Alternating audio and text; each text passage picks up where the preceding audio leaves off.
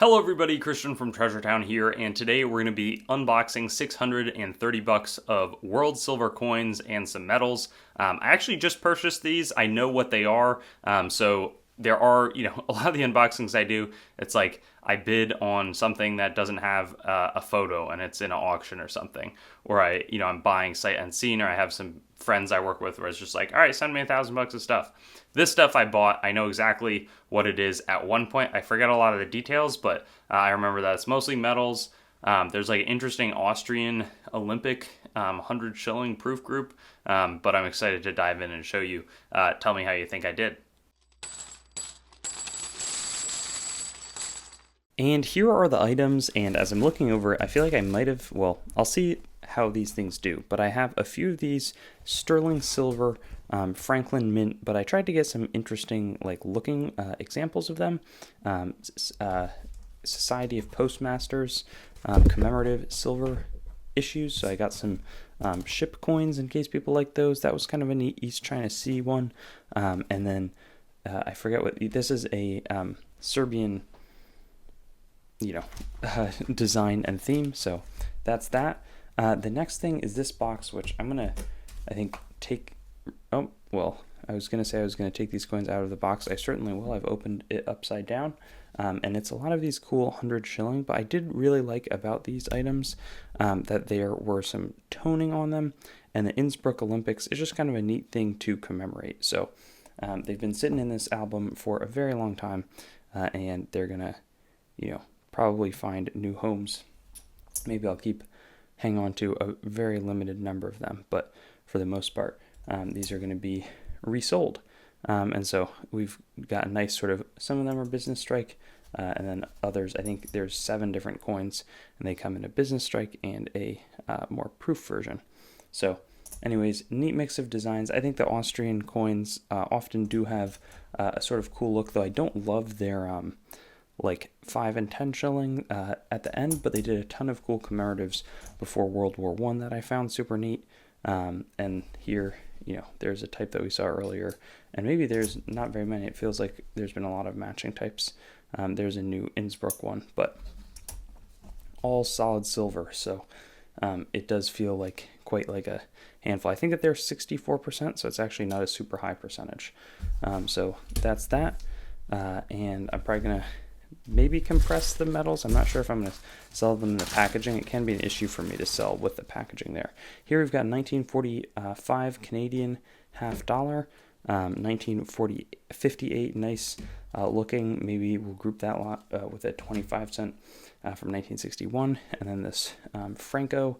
That's a 100 peseta coin from you can actually see the real date right there on the star, 67. And then I'll pour all of this material out. Here are the medals that I was talking about. I'm not sure exactly what dates they were made because it says 1972, but I think they're a little bit older. They've got incredible relief, and I think that these are 999 fine silver. So pure silver items, and really, that's a nice thing about metals is that you can commemorate things. I think this is like one state each has like a representative on these items. This one was cool. I got it because I'm from Connecticut, and so it's nice to have the 999 silver.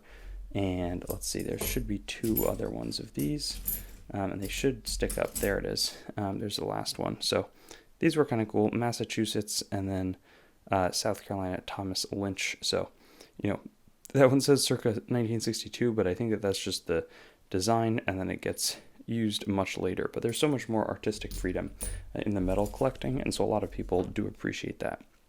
Here we've got a sterling silver 1971 Bahama Islands. It looked kind of proofy as well. There's a decent bit of British United Kingdom. There's an 1886 half crown. Over here we've got a florin coin from 1807, or let's see, that's 1858. Here's a big Canadian 50-cent coin, 1911, which is fun. And then a Newfoundland 1907 50 cents. Great. So some great sterling 1918, 1931 Canadian items. And then there's some more boring, like 80% silver stuff. This stuff I take a loss on pretty much. I paid too much for it. I do know that for sure. Here's a Newfoundland, Queen Victoria. There's unfortunately not a readable date on it. There's a 1910, which is nicer to have. So it was kind of a mixed bag with these items here, but a 1 mark from 1875, 1904 from F and B. I need to know because B is not Berlin. It's something else. We have a worn Cuban 1915, 1953 Panamanian coin. We've got I really like this florin design 1898. Another 1 mark and a slightly better looking Cuban coin. And then right here we've got an 1874 half crown. We've got a 1966 10 francs, which is also a nice silver color. And then, it's obviously silver. What I think I meant to say was lustrous. This one's pretty cleaned. It's very clean, actually. A 40 centavos coin from Cuba, and then another no-date Newfoundland Canadian item. The rest of this, it doesn't look like there's any crazy types. I'm just going to thumb through and see what I can find. There's a 1915 Cuban, two 1915 Cuban items. There's what looks like the smaller silver one, 1880 something from Canada. I don't think we're going to know the date on that, though, unfortunately. More no date. Sometimes I'm like, what was I doing when I was buying stuff? But, then it's at a different price point when I turn around and sell it. There's a nice earlier 1834 shilling and a 1909 Canadian 25 cents. More no date foolery, but there's an 1895 shilling that I do see clearly, and a 1910 Canadian, which is great. There's a CCLXXII 1873.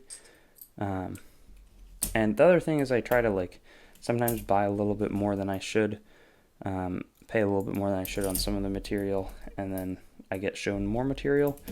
But at the same time, you don't want to do that too much, and I could have overshot it a little bit. But that's the group in front of me. Let me know how you think I did. It'll be a fun project to sort this stuff, see. I don't think I'm going to pull too much of this aside, outside of potentially one of these Austrian 100 shillings. And we'll see how these metals do. Fun to have the silver and test some new things out in the form of those metals. And then also some of the Postmasters / Franklin Mint items, which I just wanted to have some variety. And sometimes when I put together sales, and so it was worth sort of testing out. Anyways, have a great day, and I'll see you on some future videos. Thanks for watching the video, and don't forget to like, comment, and subscribe. Also, be sure to visit our website, treasuretown.com, to stay up to date on everything going on the channel and possibly get some great deals on coins and collectibles. We look forward to seeing you on our future videos, and best wishes until then.